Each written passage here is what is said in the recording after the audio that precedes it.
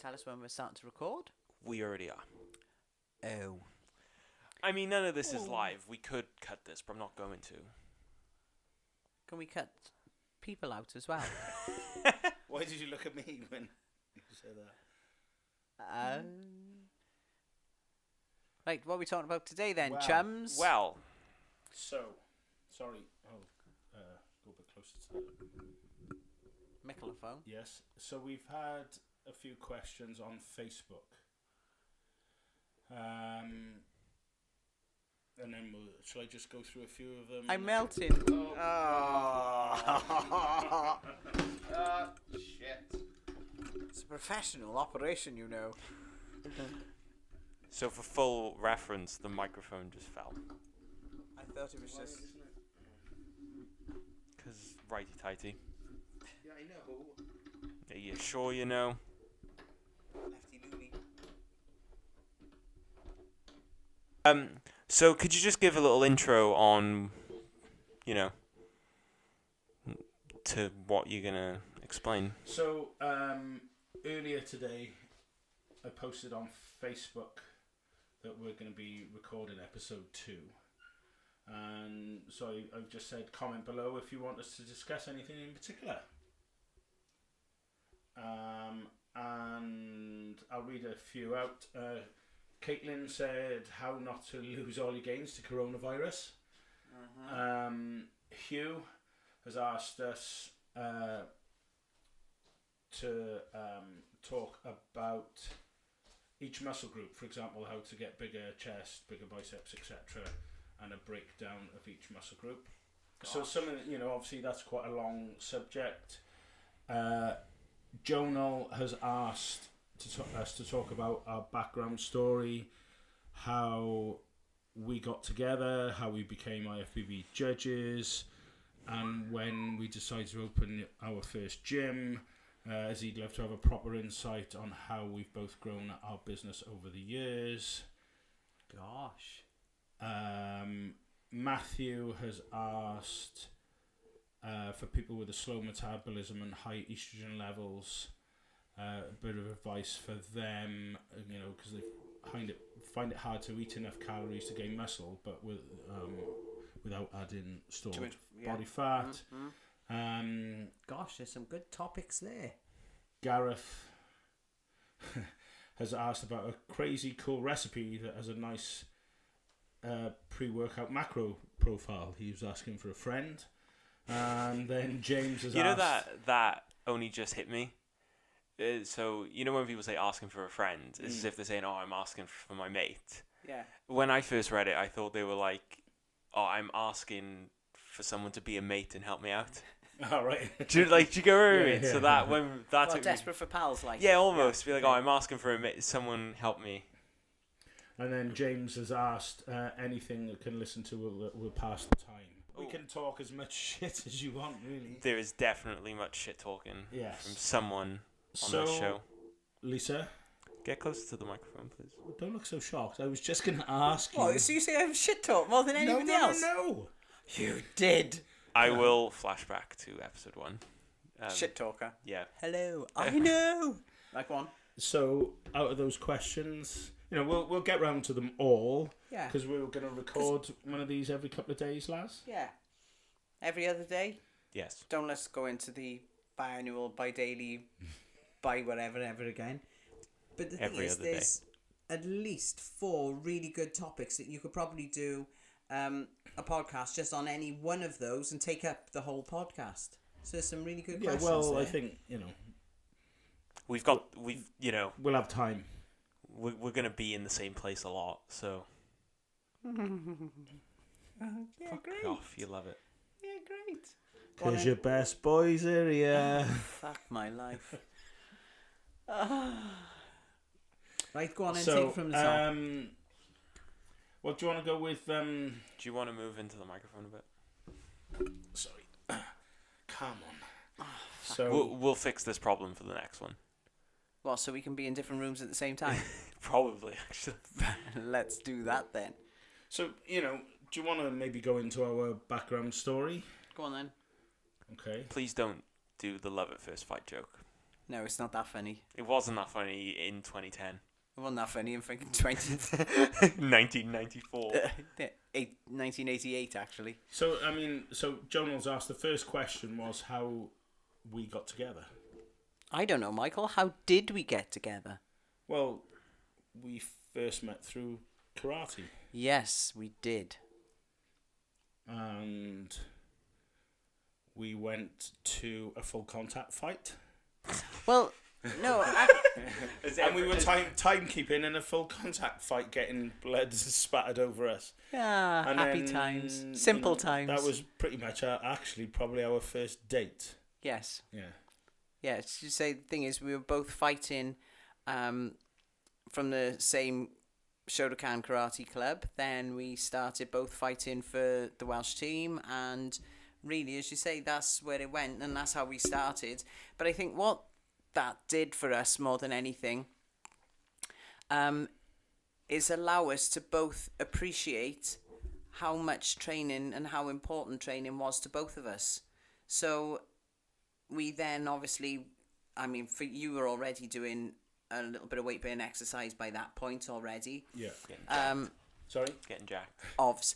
And obviously then the thing is, when I was fighting for the Welsh team and then appreciating how much and how important strength was, even then, strength and conditioning, and it wasn't strength and conditioning, it was just, trying to get stronger for the sport that we were participating in.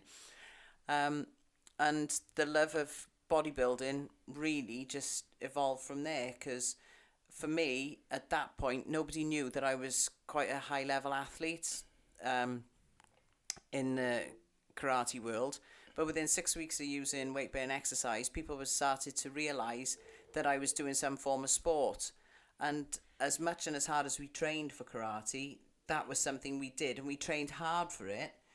But bodybuilding started to become a passion, in as far as then it was every single training session was about how you could improve, and I think that's something we built together as well. Yeah, I think you probably agree with me on this. Karate, I sort doubt of, it. probably, but karate gave us the discipline, and you still get that feeling. I don't know about you, that when you're in the gym now, that you almost treat it like the dojo and almost feel like bowing when you walk into the gym. So it gives you that discipline. But for karate, it was, I wouldn't say it was easy. I mean, we trained we were training 6 days a week, twice a day. I trained, on a lot of weekends, etc. Karate or weights? Yeah, karate. No. But for me, it was. Yep. It was, I don't want to be, it was easy. Whereas, we could say, oh, there's a tournament this weekend. Do you want to enter it? No. Oh, go on. All right. Yeah. Last minute decide to enter a tournament, and then you could win it. Yeah. But you can't do that with bodybuilding. No, and exactly right, because the club would put you in for a tournament on the Friday. The tournament was on the Sunday. You put your gi on, you go and win. You come back with all the medals, trophies, and everything. So, and no disrespect to karate at all, because it did give us both the discipline, as you say, for commitment, hard work, the mindset of working hard, but the appreciation of each other working hard. Yeah. I think it, I mean, not just the discipline, but it teaches you respect as well. Yeah. And so, of course, the thing is, and exactly as you say, it was always a challenge, because at the end of the day, you were going to stand in front of somebody that really wanted to punch your face off. So there was always that. You always had to, when you did go into a tournament, you had to give it 100%. You couldn't go in there willy-nilly and, wing it. You still had to do the work. But as you say, then when but we did quite well in karate. We reached quite a few goals, as you say, representing our countries, but being able to go into a tournament and win everything that every class that you go in, whether it's kumite, which is fighting, or kata, which is the movements, we could both go in there and we could win. And then it got to the point that, and again, I really don't mean this with any disrespect, you just come home and put it on the pile. So there was always, yes, we were good at it because we trained hard. We trained hard for a long time to be as good as we were. But every single session of going into the gym, it was a new challenge. There was always a new challenge, whether it to be another rep, another weight, another exercise, to see how you could evolve. And I think then for me, it was just that thirst to be able to just modify your body. It was just fascinating, and I think that's certainly what got me hooked. Yeah, it was good for my karate, it made me stronger, but that's where we started. And from then, obviously you had been competing quite a bit longer than I before I started. Well, bodybuilding we're talking Yes. about now, yeah. Sorry, like, I know we started training together in probably it was the only bodybuilding gym in Cardiff at the time, the Universal. And like, I always, there was obviously at the time, you went to a gym and, you know, pretty much everybody wanted to compete then. So, you know, we talked about it for a long time, never actually did it, and then it was just like, oh, sod this one day, right? I think my first show was the Nav of Wales. And what year was that? 1991. 1991. I believe, yeah. Yeah. So, you know, and then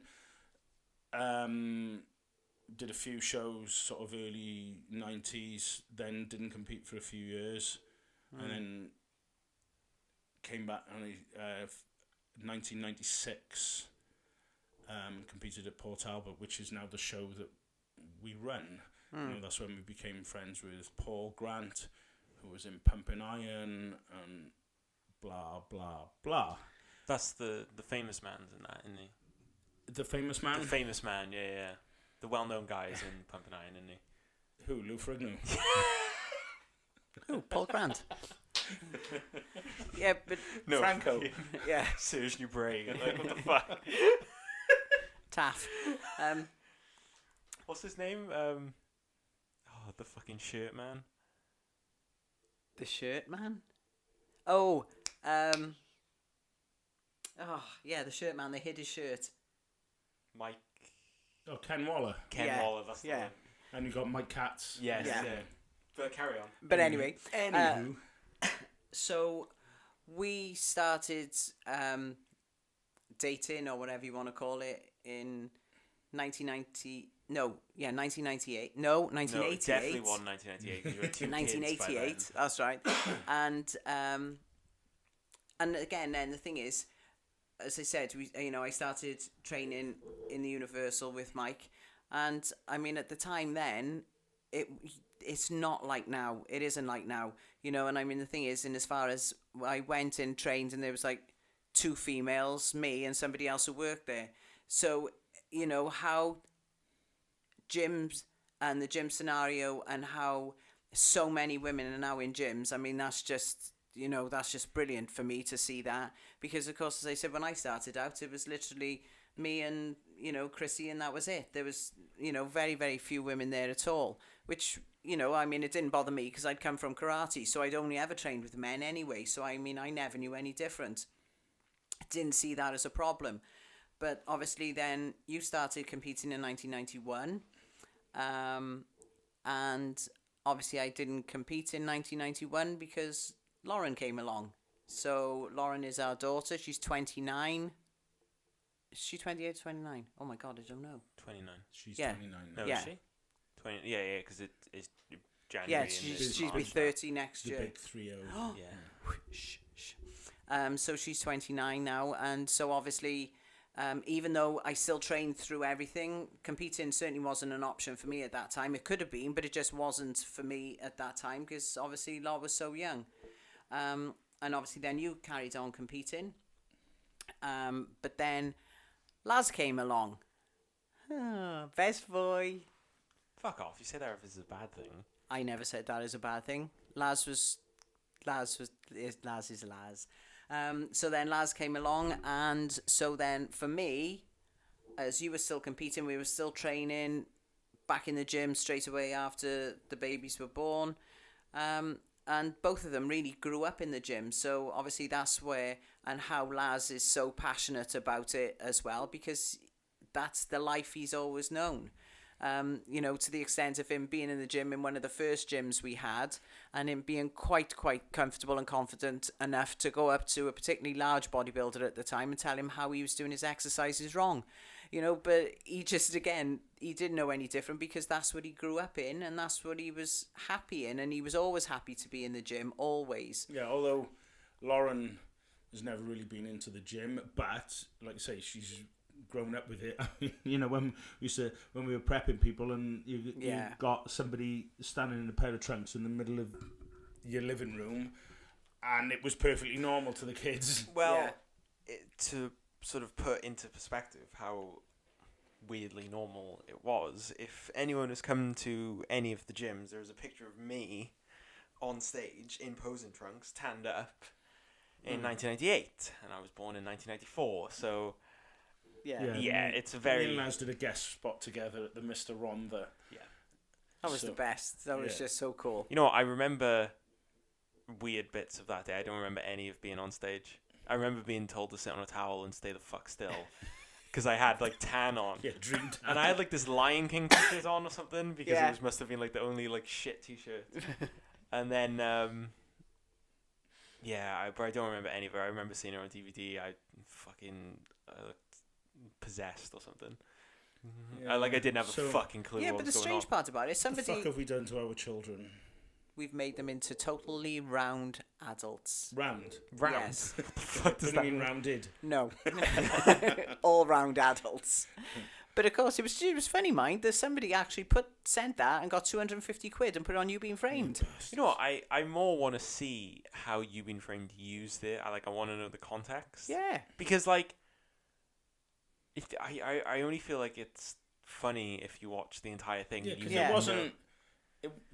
Nobody fell off stage. Or it wasn't tripped as if, or anything like that. Or it wasn't as if Class 1 was on stage and I jumped on. No, afterwards, but it was. Yeah, but the thing is, you were on there as a 4-year-old in your trunks and your tan and real posing trunks. I hasten to add, adjusted to suit, and you were doing your 10 bicep curls with your little dumbbells, and if anybody remembers at the time, it was Johnny Bravo, and Johnny Bravo, the cartoon, he used to drink Ubermass all the time, so. Laz was on there, as I say, as a 4-year-old, tanned and everything else, drinking the Ubermass because he couldn't get any bigger. He walked off drinking it, and Mike walked back on with the empty bottle. But of course, at the time, they had the same hairdos, the same trunks, the same tans, everything. Except obviously, was one a little bit bigger than the other. But it was a brilliant guest spot. Sorry, Laz is just completely... He's in the middle of fighting the fucking microphone now. Laz is just having some microphone issues. Technical issues. I wish we were filming this. Yeah, I know. This is the thing. It's because we're not filming. No, I think it adds to the imagination. My favourite part about that video is actually where I go and I'm hitting poses and because obviously you two are backstage. I'm told Law was there to sort of prompting me. And I go to hit a most muscular and I go to hit it the hands over sort of way, And and I'm there and I charge myself up for it. And then I look like my batteries have died because I'm there and I go and my arms just sort of doing the motion repeatedly. And then and then I look. You had to be there. Yeah, and then I look up as if it's what the fuck is going on? Yeah, you're right. What the fuck have we done to these kids? Exactly. But then, so really, from we started competing, and like I said, the show must go on. I did in 1996, Port Talbot with Paul Grant. Now then, we became friends with Paul. Yeah. And so, I the following year I actually competed in with NABA, but we then started helping Paul every year with that show, and then unfortunately, Paul passed away. Yeah, but just going back to that, but it was the EFBB and the WFBB. So obviously Paul was the Welsh Federation of Bodybuilding. The what? Sorry, the Welsh. But there was no problem with crossover. In as far as you at that time you trained, you competed with NABA, you competed with the WFBB, you could compete whoever you want, and after that, then when Paul passed away, the UKBFF was created. Well, we ran the show along with a couple of others initially when Paul died, and for the first couple of years it just ran as it did, and then all of a sudden the EFBB became the UKBFF, and we just sort of we didn't really know any different at the time, and we all got pulled in. Yeah, but I don't think it was a case of we knew any different. It was a case of really it was. I get it for the greater good, but it was it was uniting the kingdom. Pardon? The kingdom. Yes, which led to so many brilliant opportunities to meet so many amazing people, and so as you say, from there I finished competing. Mike was then still thinking about competing and still had that long-term goal in there, but my goals then had changed. So I finished competing, started judging, and I never looked back. I always, thoroughly enjoyed judging, but judged every national show from Scotland to Portsmouth to Ireland to Northern Ireland and everywhere in between. We were literally travelling around the UK. So, I mean, you started judging. I wasn't judging at this time because, like I say, I still had thoughts on competing. Yeah. So I just got involved with behind the scenes. So running backstage at most of the shows initially. I also did. Yeah, Laz joined in with that too. And then... then you went on to stage marshalling. Yeah, stage marshalling. And then it just... because I would, like when Paul died and we started the show, I did a bit of MCing, and I remember the first day I did that, I felt it was a car crash. But, you just get better at it. And then it just sort of, then it's that developed into me MCing most of the UK BFF shows then as well.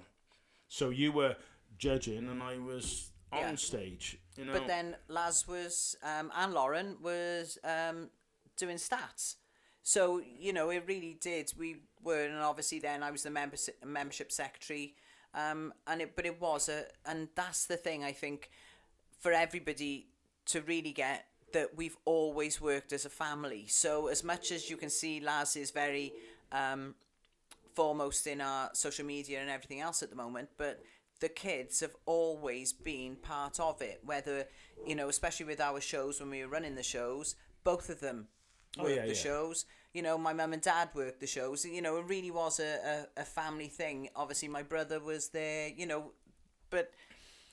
and I think that's really how or why we've been together for so long and stayed together and worked so well, is because we've done this as a family. We've evolved as a family, so we've never left anybody behind.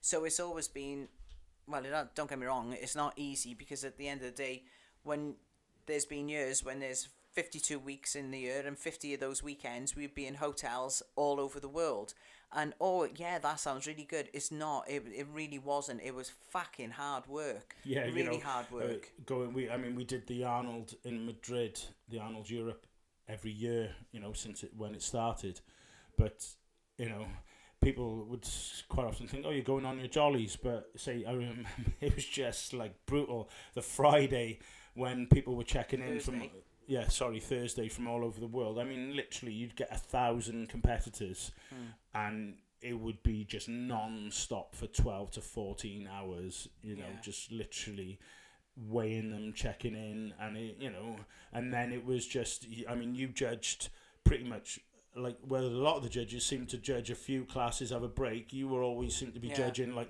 pretty much non-stop, and I was always doing, at the Arnolds, I was doing backstage. And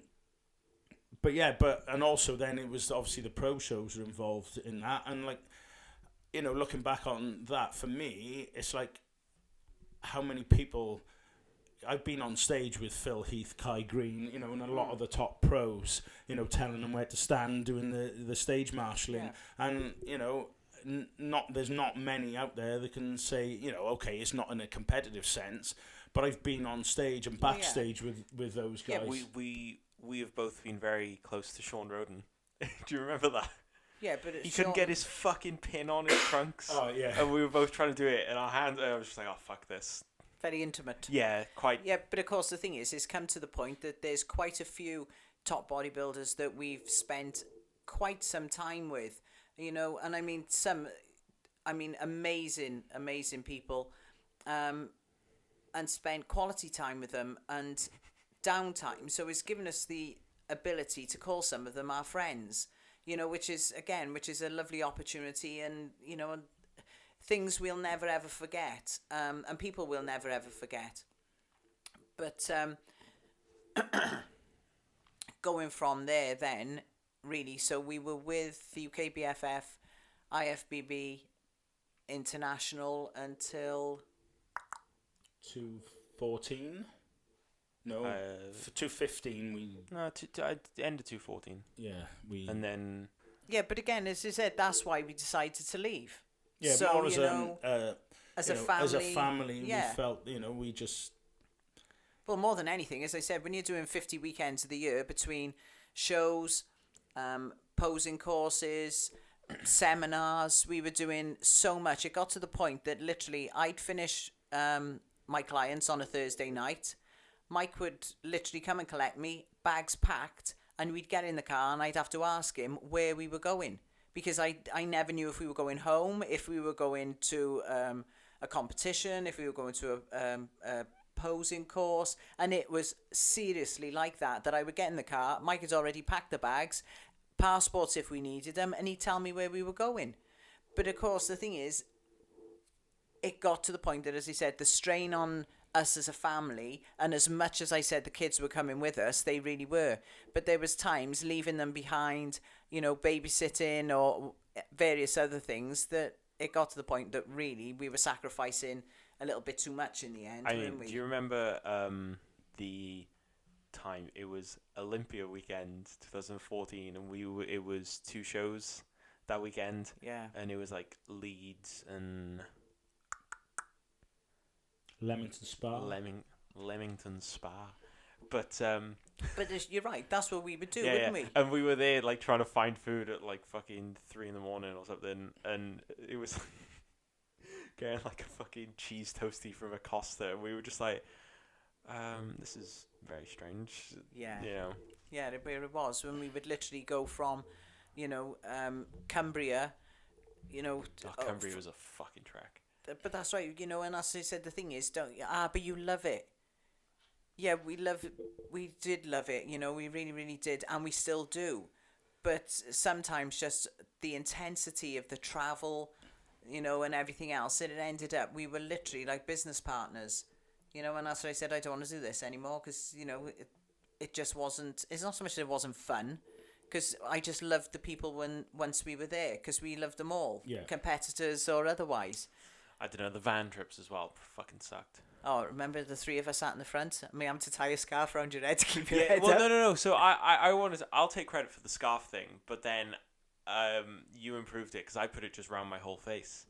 And right, okay. So basically, we had a van in the end, wasn't it? Because we would take so much stuff, and it was claimed to be a 2-seater, but that is fucking bullshit. 3-seater. Yeah, 3-seater. Yeah. But that's fucking trash. It was a 2 and a bit seater. Yeah, who else got the bit? I don't know. We shared the bit. Fuck off! You never sat in the middle. Fuck off! You liar! You never always sat in the middle. What, when I wasn't in the fucking thing? Nah, lies. Bullshit. Definitely a shit. Bullshit. But anyway, this one time it was coming back from Kent, I want to say, and I was tired. And I remember this thing that I saw in school, and it was like someone on the London Underground, and it was a picture of him, and they had a hard hat on, like a little chain, and then like a plunger thing attached to it, and it said like, "Oh, wake me up at fucking whatever station."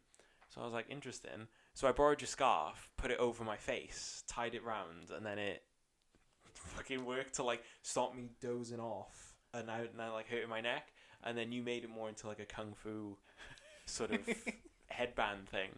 And it actually worked really well. I fell asleep and my neck was fine. I sometimes think, what if we'd have crashed though? Would I have like had my head ripped off or something? Because like, I don't know. Thankfully, we'll never know. Yeah, obviously. And then so when we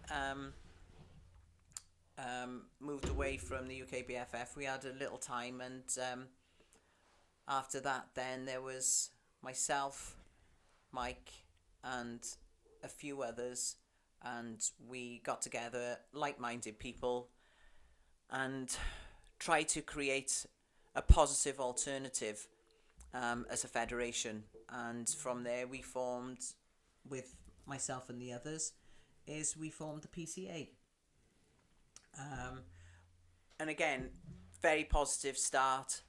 Everything was going really, really well. But again, before we knew it, it was sliding into that intensity again, wasn't it? Yeah, going, shows every weekend, 2 shows in some weekends. I remember doing Cumbria and then Newcastle the next day, and all the body powers, etc.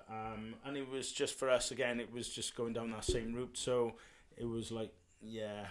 And I mean, the thing is, it was... That's fine, you've just ruined the episode. It's totally fine. But of course, it was more about then, weighing up as a family what we were going to lose more than gain. And as you said, the thing is, after the years, and I mean, bearing in mind now, we've been doing this for years and years and years. This is on a quick fix. It's not your first rodeo. No, absolutely not. I was a dab hand at the old rodeo. And so we just step back, run our own show, still very much working with Body Power, Nick Orton, and the team there. We obviously do the stand in Body Power, where we encourage and invite top-level competitors to come and train with us, which to me is brilliant. I love it. I think, really for us, you say, it's because we still really enjoy to train ourselves, and it's sort of never forgetting that. And for us, you say, it is about the competitors. It's those are the people that I think we identify the best with. And for me, at all levels. Yeah, at all levels. And say for me, I suppose I'm a privileged. I always see it as a privileged position, being on stage with the competitors, emceeing, stage marshalling, even now at our shows, but I see it firsthand, I'm standing right next to them, see how much it means to them, whether, some people, when they're competing, they don't care where they place, they just want to get in shape and get on stage, and then those people, there's the people who really want to win, but you see all sorts, don't you, but you understand and remember what they're all going through, and I think that's, the thing for me. Yeah. And through this time, so what year did we have the first gym? Well, that's where I was going to say, obviously, the question was about the gyms gym as well. So are we talking the back road, or are we talking Well, that was our first, because we'd worked for a couple of people running their gyms. We ran a gym for somebody in Bridgend for a few years. We ran with somebody, we opened up a gym. They put the money in, but we ran a gym in Swansea. But then our first gym that we actually had was the back road. Was basically a shithole. Well, yeah, it was pretty much a glorified shed, really. Glorified shithole. Well, yeah. I don't really remember it. I was. Oh, yeah, you're lucky, love. Well, no, because I was young. Yeah, you were about 2. No, yeah, that was the gym that you were in, telling people how. It was. Yeah. I don't remember this. And then the Vauxhall Cavalier we had with the sunroof, and you were climbing up the sunroof I know. and sliding I down smashed the the window fucking windscreen. Fell back and smashed the it. about that. Always. No, I don't. I was just telling. Anyway, so that was the first gym that we owned. Yeah, but again, the thing is, owning, working, running a gym, it's some people's ideals, but it really, please don't think it is, because it's just so hard. It's really, really hard work. All the gyms, and I mean, as you say, going back to the one in Swansea, that was open 6 till 10, and we used to drive to Swansea.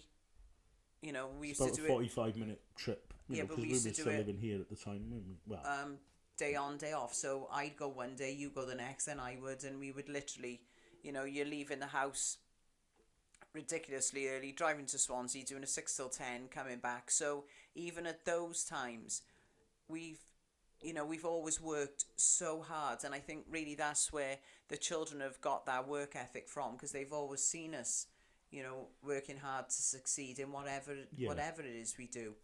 You know, but then, as you say, so we had the back road. That was quite something. Yeah, how long was that around for? Wait, what, the back road? Yeah. God, it was good times, that was. Remember that? Yeah. Train, throw a few benches together if it was quiet, sleep in the sun. Happy times. I don't know, that's a good question, that. I don't know, a little while, wasn't it? Yeah, it was good. A good couple of years, wasn't it? Really. Yeah, it was a good couple of years. Because actually, it was from Swansea we went there, didn't we? Yeah, straight there. Then there was I mean, the garage was a gym for the longest time. Yeah, yes. we had a gym at home as well in the garage, and I mean, at least you trained Emma, who was a paraplegic powerlifter, who won gold at the Paralympics in Sydney and in Athens, and she held the world record bench press. And I mean, you coached her from the garage, and I mean, I trained for a Europeans and a World Championships from our garage. So you know, I did personal training there and everything. But we've, again, through some diversities, we've found ways of getting through it and always continued. But I think that's what, again, people have said how we've managed to stay together for as long as we have. Because, again, our love of training and our respect for each other's commitment to training has always been the same. And that's really going back to karate. Yeah. Our understanding of working hard, I understand when it gave me a bottle of wine. You fucking had some by the way you're talking. I had a flagon. What? Of what work and everything else is, and that's what we've stuck to. And I think, really, again, is that total appreciation for and understanding for that on both parties. Yeah. So the next gym after that was the OG Empower. Yeah. By the Royal Mint near where we live. That we were hiring space underneath the hotel, and it was small, but it was a good gym. We had we had people travelling from all over the country. And we started doing our boot camps, like little seminars and stuff there, and that was really good. The only problem we had with that is that they weren't repairing their building properly, and we had a massive flood from, there was basically rooms above us, wasn't there? So and then it was like, right, sod this. We sold all the equipment, and then that's where we started PTing. Then it was quite amusing, mind. Three Saints. Do you remember being on the leg curl and the ceiling folded in? Fun times. So, do you know what, it's funny because obviously that was like the first gym that I was kind of around for completely. Yeah. Because that was sort of 2000. It was the very end of 2010 until about 2013, I believe. Yeah. So that was around for a while, and that's where we started to do videos and stuff. Yeah. Do you know what the thing is? Do you remember some of the old videos? Don't. Well, some of those are still on our YouTube channel. If you search Mike Elsey on YouTube, right? Hilarious. And the videos are fucking terrible. It's funny as well because you'll hear it recording, and then you do the set, and then you'll just hear me be like, oh, fuck, and then I'll stop recording. And it was a flip cam that we didn't edit. But do you know what's funny? We always thought you couldn't edit, right? We thought that camera worked in that you would record the clip, and then it would, because it had Wi-Fi or something, and you just upload it directly. Or it was something like that. You it had a USB which you would upload directly from the camera, But then so we would upload like a leg session, but like we'd upload it as like 12 videos because that's all we fucking knew. It was like, oh well, we've got 12 clips, we'll just upload 12 separate fucking videos. But then I found that camera maybe a couple of months ago, and I found that there's a fucking SD card in there that you can take out and plug into like any fucking laptop. Well, who'd have thought it? Yeah. But that's the thing. If you look at those videos, you know, I'm shit at talking in front of the camera. Like my first probably few times at MCing shows was diabolical, but you just get better at it. So, you know, people sort of say they'll look at our videos and, you know, how naturally, you know, we can talk in front of a camera, but it's, you know, it's just taken a long time to get used to it. Yeah. Now, you know, Laz films us, and it's like we don't even think that the camera's there. Yeah.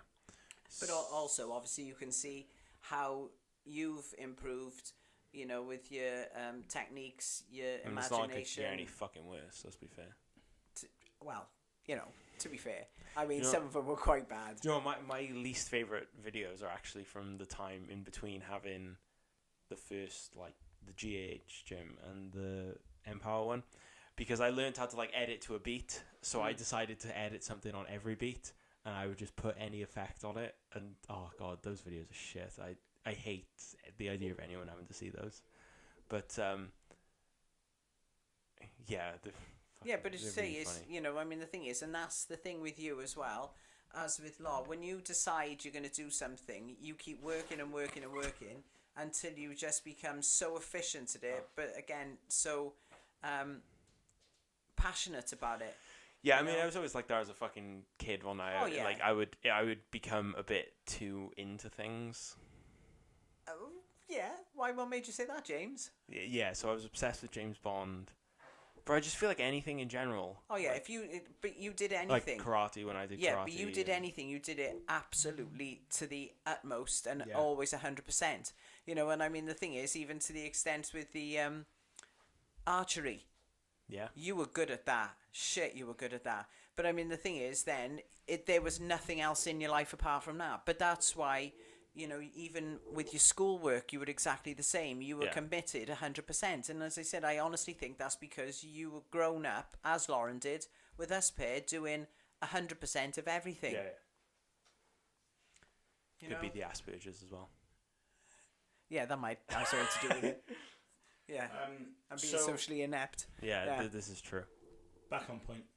We were on point. Yeah, we were discussing gyms. Yeah. So, but from Three Saints. The Three Saints, like say, that got flooded, and so then we thought, right, rather than get another premises, we just PT'd out of other people's gyms, and you know that was going really well. We went to 1-to-1 in Treforest, then we went to UFIT in Cardiff, you know, with Jordan.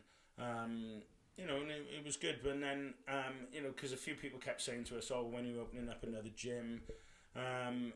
We did look at one near the Three Saints gym.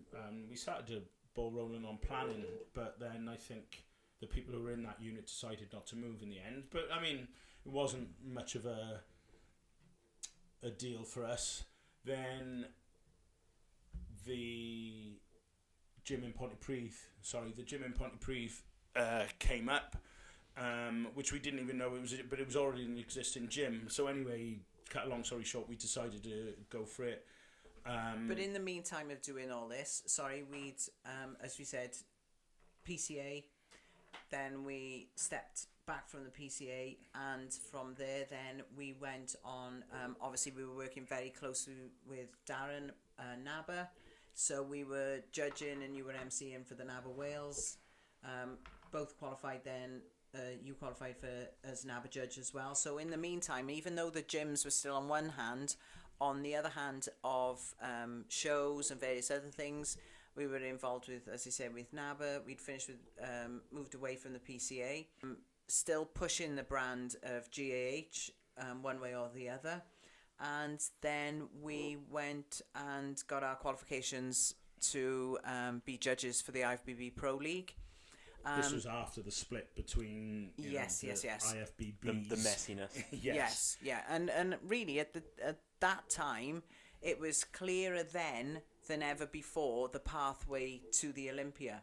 And obviously now with the very active Two Bros, which is the UK version of NPC worldwide, and they're part of that. So the pathway to the Pro League and then to the Olympia is clearer now than ever before. So we were still very, very active in the show side of things, but then, as Mike said, Pontypridd came up, and go on and Buddy. So, well, we decided as a family that we would go for it. Again, that didn't... Did we fuck? Yes, we did. I actually vividly remember the conversation.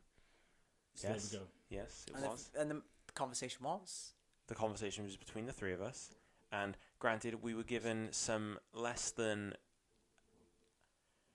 I think the information that was given to us was a little bit stretched going into that gym. A big bit stretch. Yeah. So, but obviously that's what we had to go off, and we kind of believed people and took people on their word, and then we were all like, well,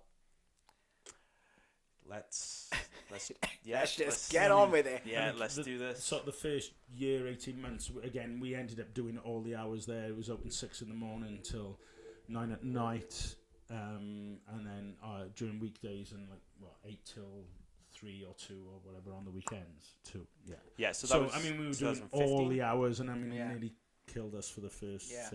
year, 18 months. But we were building the gym up quite nicely into and then so we were there 4.5 years altogether.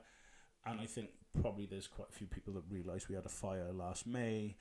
That obviously we lost everything. We're in the new premises now, and which was building up quite nicely. And now coronavirus. And now Corona's fucked us. So no, well, hopefully it won't be too bad. No. And like we said, I think in the end of the last episode, so at least I'm pretty confident that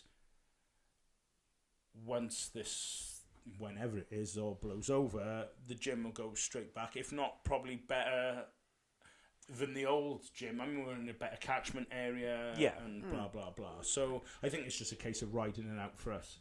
Yeah, but obviously then after the fire, so how did the gym we are now in more or less come about? So obviously after the fire, within less than a week, I was back into another gym to do my personal training. So obviously my main aim was to try and keep money coming in, because that was the thing, because we had no other income apart from what I was doing as personal training. So I made sure that I was in another gym that worked for my clients, a gym that was on the same pathway that all my clients would have taken to JH. So that's why I went there. Didn't drop a client, which was absolutely brilliant. So that was one good thing. So I went back into work really relatively quickly, as I say, within less than a week. So for me, I was still very mentally active, physically active and everything else, because obviously I was still working and it was great. But emotionally, it was probably the hardest time of my life, because for the first time in more years than we care to remember, we were all split up. And that, even though we may be in the same building, we don't spend all day talking to each other or seeing each other or anything similar, but just knowing each other is there. And if there is an issue, you can always tell one another, and it can be solved straight away. So that was probably the hardest point for me, is knowing it was literally like going back to school again for the first time and being dropped at the door by your mother and she waves you off. Because I just didn't have that happy face. Don't get me wrong, my clients were amazing, absolutely brilliant, they always were. But Mike was always, and still does, comes in and brings me a cup of coffee because he thinks I might want one, because I can be with my clients for 12 hours easy. So he's always the one there that keeps me fed, keeps me watered, looks after me and what have you. So to have that taken away, that was probably the hardest part of the whole fire. And obviously then not having Laz there, being his usual cheeky chappy and and keeping all the moods light and everything else. So that was quite a trying time for me. But actually, as the time was going on, we did realise it was harder for Mike than it was for me, because obviously I wasn't there with him, but he was there at home, as Laz was. Laz would edit videos and things like that. But Mike was home, being in a position that he couldn't do anything to make the situation better. Because obviously with the insurance and various other things, it was almost a state of limbo for him, and emotionally wise. And, you know, I hope I'm not speaking out of turn here, but I think it was probably harder for you, because it got to the point that you were literally at your lowest ebb. Because, you know... Yeah, you know, I think it was probably at some point in the summer, it was like, right, sod this, let's jump on a plane and go to Dubai, you know, because I say I just had enough of, you know, not knowing what was happening with the insurance, etc., etc. You know, and just, you say it was that state of limbo, really. And it was, hang on, the 18th, so the 11th, it was about the 9th of August. Yeah. It was about the 9th of August. And it was our wedding anniversary gift from my mum. And we had a spa day, didn't we? Yeah. And whilst we were there, and the mood was quite nice, because we were actually just having a little bit of time away together, and it was great. But then an email came through to say that at that point we put a complaint in for the length of time the insurance was taking, and the fact of how little communication we were getting. And an email came through to say, thank you for our complaint. They look at it, they do a full and thorough investigation, and it will take another 12 to 18 weeks. At that point, Mike was like, that, fuck it, that's it, I'm off, I'm not doing this anymore. And it really had to be one of those slap in your face moments, wasn't it? So I'm afraid we had a few words. Well, no, you just sat and listened, and I told you. But again, even that, this, you know, as I said, we've grown up together. You know, we've been together since we were 20. So I mean, the thing is, we've grown up into adults together through all different situations and what have you. But understanding Mike as he is, but also he understands if I'm telling him something, I'm telling him if it is, because really it is for the greater good. The greater good. You've got to watch Hot Fuzz if you don't watch it. Head Fuzz. You got to watch Head Fuzz. Sense. But I'm afraid it had to get to that point that it was just a case of, you know, listen, you know, and the exact words were, if you can't be positive, be productive. So I gave him a challenge. Yeah, we'd already paid the deposit on the new premises, which needed a fuckload of work on it. Yes, it did. Mess. As probably some of you or all of you have watched the rebuild videos, you would have seen the sort of state it was in the beginning and where we've gone and what we've done with it. So then basically you said, right, you've got a week, get equipment in there so I can carry on doing my PTs, and then we can work on the rest of the building. And that's pretty much what we did. You know, and like I say, we've been doing that work there ever since. And like I say, the gym is pretty much done. There's still a lot we want to do in there, but it's functioning. You know, the cardio area is done, and we just literally had ladies' changing area finished, and we were going to have the showers done, and then all this corona hit. So, I mean, you know, but we're still being pretty positive about this. So, yeah, I mean, but especially bearing in mind, right, what date are we now? The March 2020. Yeah, so I don't know what the date is. 27th, I believe. 28th. It's the 28th of It's March. what? It's the 28th Is it really? of March, yes. But it's say either way, it's the 28th of March. 28th of March. 2020. The fire was the 6th of May, 2019, and we still haven't had the end result with the insurance. So what we're doing is literally, as much as we can, try and get some money in, and as soon as it comes in, we're putting it back into the business. We've got some fantastic friends that have been so supportive to us, and at the moment, Matthew, one of our members, has been absolutely top dog in as far as he's already started doing a lot of that work for us, literally until more or less until the insurance comes through. This is one advantage of the lockdown, though. I don't have to see Matthew every day, so that's, you know. So I mean, that obviously, hopefully, gives you a bit of a background with us. So we've had plenty of experience in the gym world, setting up gyms for other people, our own gyms, and PTing, posing courses, etc., etc. But then on the show side of things, we've pretty much worked for every major federation there is, and and any show we get involved in, I think hopefully that benefits the most important people who are the competitors, because we sort of understand the ins and outs of it all, and they're the most important ones at the end of the day. So so of course, even for me now, as you say, with working on every aspect of a show, it really has, I think, built up so much experience, which helps me to provide my clients with the best information that they can have. Because obviously, as I said, I can actually tell them exactly how the show is going to run, what the judges are looking for, how to present yourself, how to carry yourself, and what every single category is looking for, and get it as close to perfect as I possibly can.